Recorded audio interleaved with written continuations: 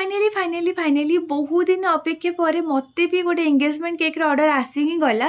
तो जितेबाला भी मो ना रील्स देखुची मोर पाखक सब रील्स गुड़ाक आसूची कहार ना कहार गोटे एंगेजमेंट केक। तो एत थर देखी देखी कि मत ना पूरा पूरी विरक्त ही लगी जाइए मुझे कौन करी बुझी ही पार नी।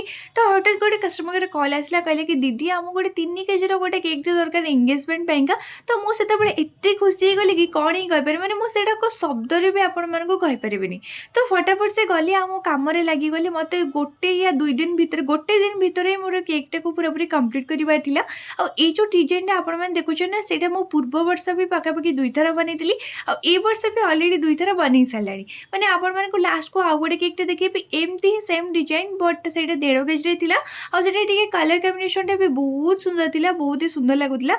जदि आपण मानक भी एमती सुंदर सुंदर केक गुड़ाक अर्डर करार अच्छे जल्दी जल्दी जाकि आपण मैंने आमर डीएम करेंगे इंस्टाग्राम ना बाहर भी मो नंबर अच्छे आपण मैंने भी जाकि व्हाट्सएप रे मेसेज करेंगे आपन को जोड़े सुविधा हो आपण मैंने करंतु बहुत ही सुलभ मूल्य आपण मानक मिल जिवो।